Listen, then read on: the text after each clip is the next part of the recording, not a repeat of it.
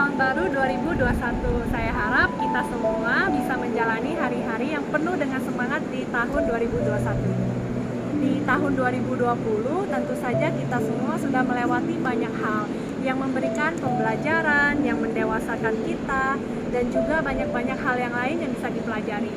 Untuk itu penting banget untuk mengambil secari kertas dan tulis apa saja sih yang sudah terjadi di tahun 2020 dan pembelajaran apa yang bisa kita bawa ke tahun 2021. Tahun 2020 adalah tahun yang sangat unik buat saya karena saya belajar banyak hal. Saya belajar tentang diri saya sendiri, saya belajar bagaimana mempererat hubungan dengan teman-teman, dengan keluarga.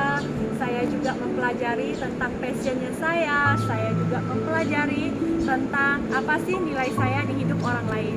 Saya ingat di tahun 2019 saya menuliskan banyak sekali resolusi untuk tahun 2020. Namun ternyata di tahun 2020 banyak sekali hal yang tidak bisa terrealisasi karena tahun 2020 memang tahun yang sangat berbeda. Namun ternyata di tahun 2020 banyak hal yang tidak bisa terrealisasikan. Saya menjadi agak negatif ya di awal tahun. Saya berpikiran 2020 punya rencana yang tidak terlalu baik untuk saya. Namun setelah saya lewati itu semua, di akhir tahun 2020 saya benar-benar berpikir bahwa 2020 lah yang memberikan banyak dampak positif di hidup saya. 2020 mengajarkan saya banyak hal. Yang pertama saya pelajari adalah jangan menunda jika kamu ingin melakukan sesuatu. Karena setiap tahun itu berbeda. Belum tentu kamu bisa melakukan tahun depannya. Yang kedua, 2020 juga mengajarkan saya untuk bahagia dengan hal-hal yang kecil. Bayangin, di tahun-tahun sebelumnya, kita bisa dengan bebasnya nonton bioskop. Kita bisa dengan bebasnya nonton konser, di mana kita ada di tengah keramaian. Tapi di tahun 2020, kita tidak bisa melakukannya lagi. Dan kita akhirnya harus mencari kebahagiaan kita di rumah. Yang ketiga, tahun 2020 juga adalah tahun yang sangat unik karena kita jadi melihat bagaimana sih orang-orang di sekitar kita itu menghandle tekanan.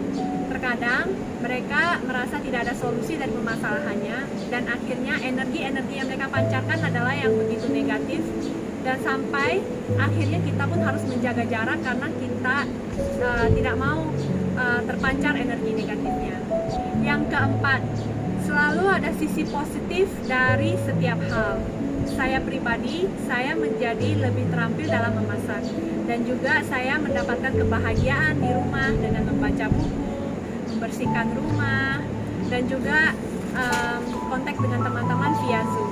Tahun 2020 sudah berlalu, namun tahun 2021 kita tetap harus menjaga jarak satu dengan yang lainnya, harus tetap memakai masker dan juga kita tetap harus membersihkan tangan dan meningkatkan imunitas tubuh.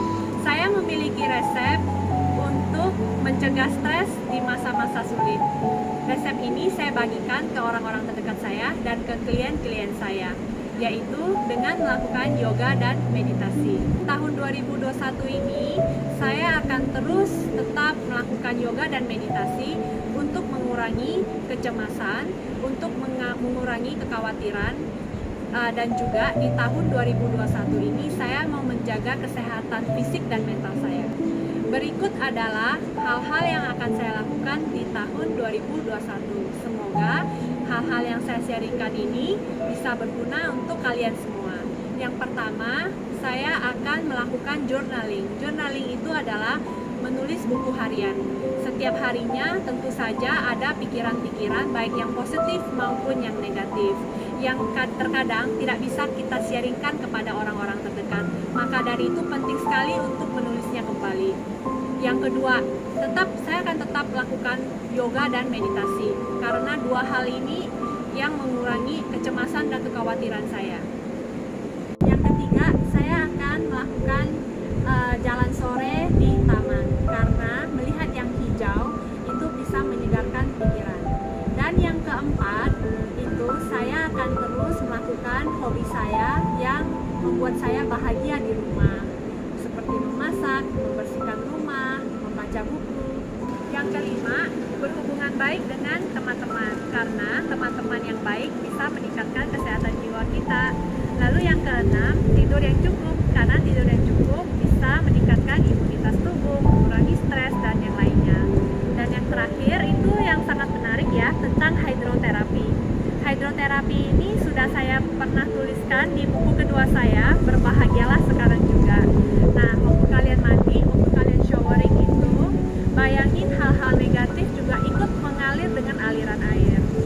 Terima kasih sudah menyimak video saya hingga akhir. Semoga sharing saya berguna untuk kalian semua agar tetap semangat di tahun 2021. Hidup ini memang memiliki permasalahan, namun selalu ada solusinya. Tugas kita hanyalah berpikiran positif, tetap berdoa kepada Tuhan, dan hidup ini terjadi untuk kita, bukan terjadi kepada kita.